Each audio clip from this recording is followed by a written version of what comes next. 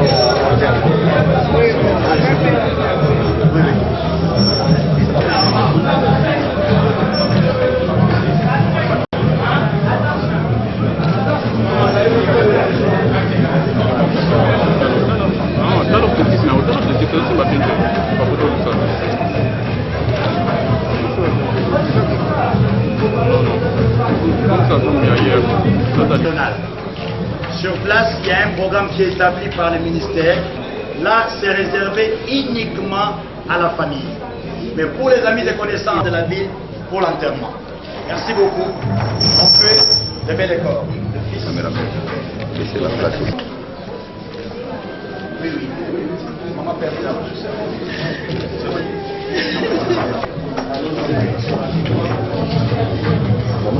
Oui, oui. À la maison, c'est la famille. À la maison, c'est la famille. Caméraman, équipe donnée raison quota.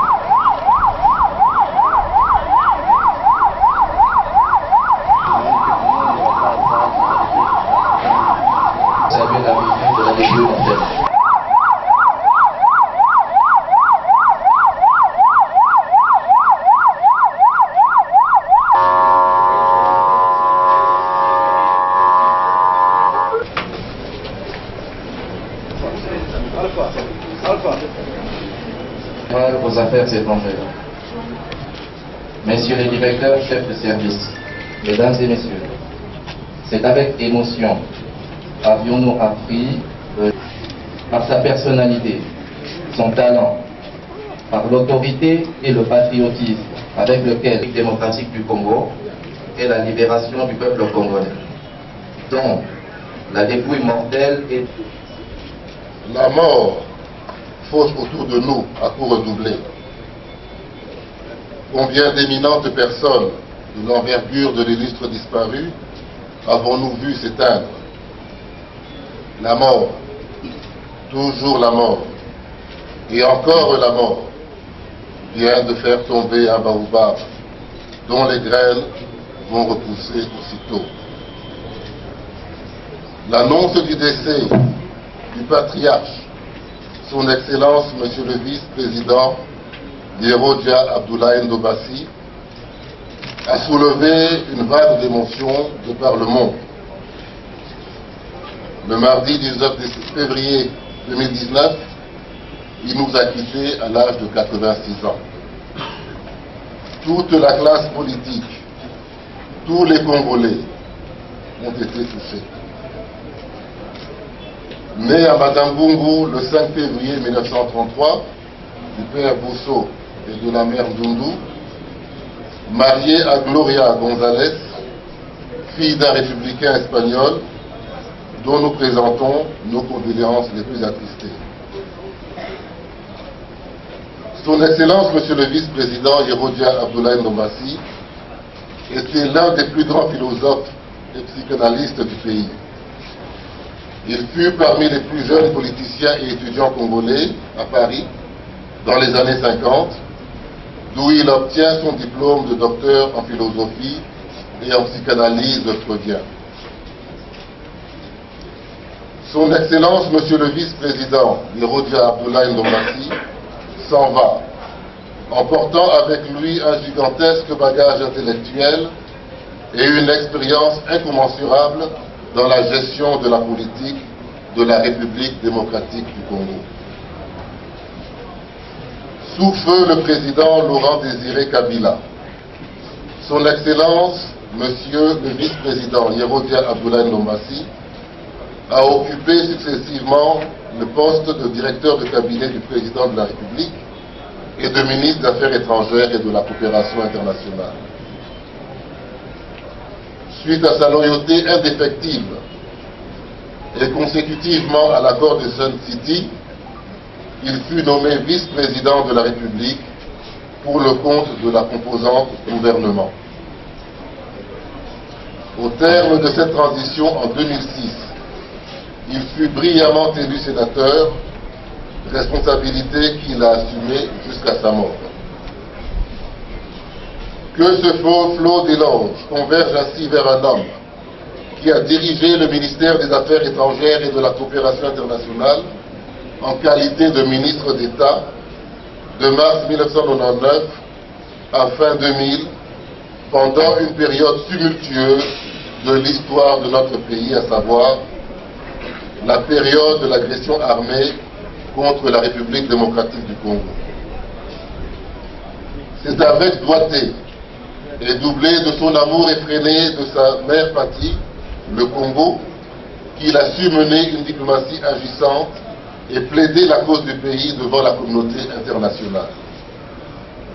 Grâce à son action, la communauté internationale a d'abord compris le drame congolais, ensuite reconnu l'agression injuste dont la République démocratique du Congo était la victime expiatoire, et enfin, comme ne cessait de le réclamer le chef de la diplomatie de l'époque, la communauté internationale a demandé aux États agresseurs, à travers le Conseil de sécurité de l'Organisation des Nations Unies, par sa résolution 1234 du 9 avril 1999, de se retirer du territoire congolais qu'ils avaient envahi en août 1998.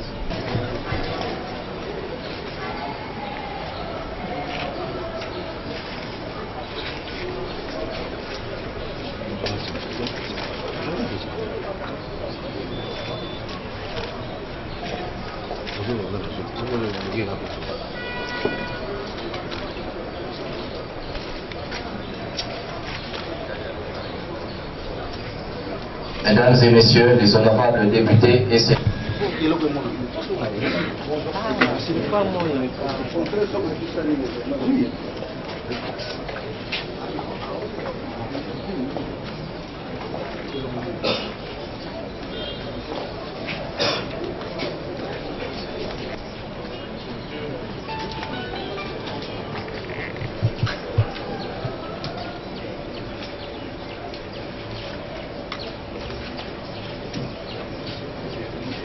Mais le souvenir le plus marquant et le plus important, c'est sa volonté de servir la nation sans contrepartie et sa détermination à servir la nation dans toute l'indépendance, la souveraineté et surtout dans la paix. Vous avez suivi dans le mot du secrétaire général, il a participé vaillamment à la recherche de la paix pour la République et il l'a dit tout haut à la tribune des Nations Unies.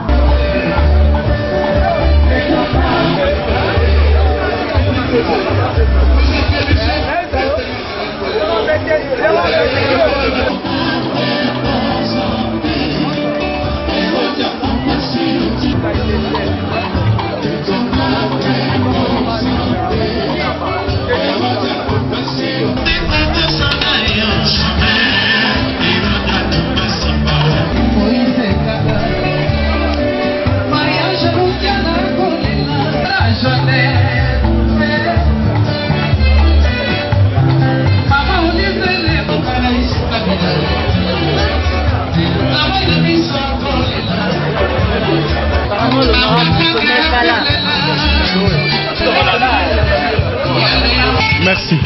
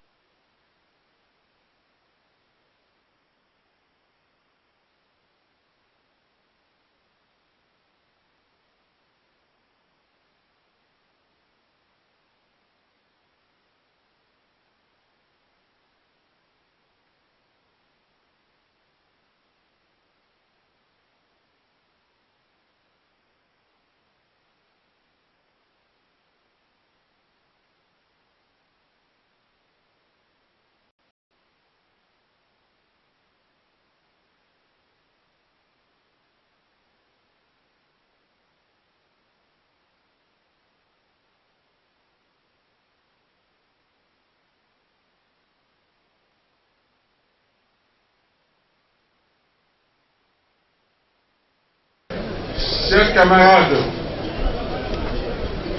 nous sommes réunis ce jour pour rendre hommage à une figure historique de notre pays, un homme dont le parcours nous rappelle que l'histoire est faite d'abord de trajectoires individuelles, de convictions pour lesquelles les hommes et les femmes se battent au prix parfois de leur propre vie. Nous sommes réunis aujourd'hui pour rendre hommage à un homme dont le cœur a frémi face à l'oppression de son semblable et qui a choisi tout au long de sa vie de dénoncer et de combattre toute forme de perversion, balayer les vieux mondes et ses séquelles parce qu'il pensait que c'est en devenant le support des forçats de la faim, de damer la terre, que le monde changera de base. C'est aussi bien un honneur qu'une douleur d'être ici devant vous pour rendre hommage à un homme dont les traits de personnalité finement structurés se dévoilent dans l'art de circonscrire alliés à celui de questionner les réalités auxquelles il est associé.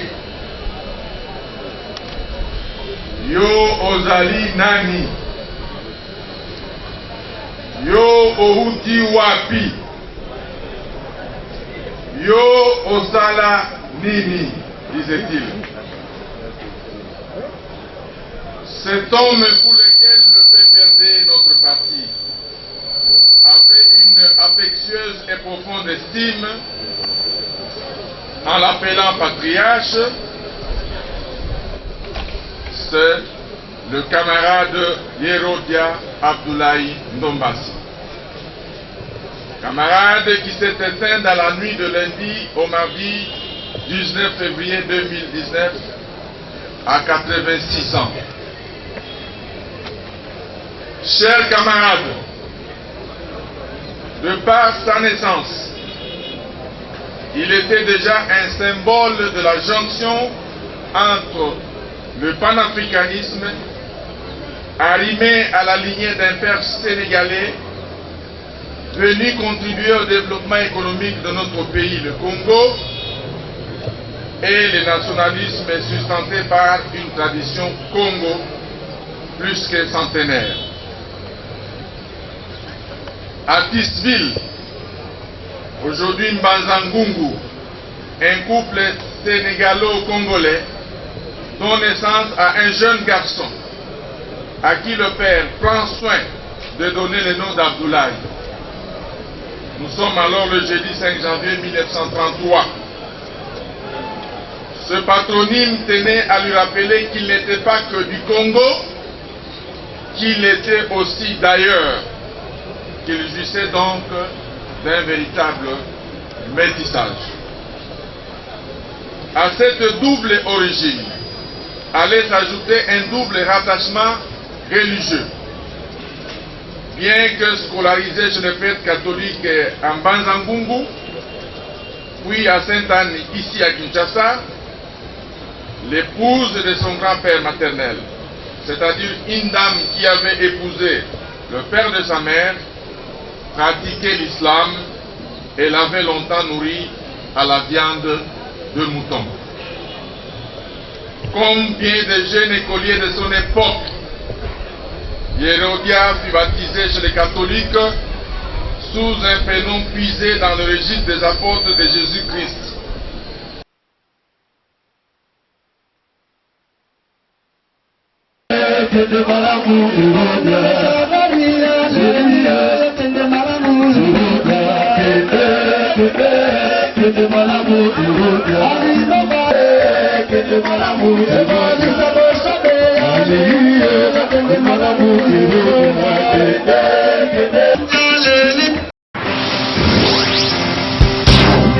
Kin Live, magazine proche du Kinois. Kin Live, la vie à Kin.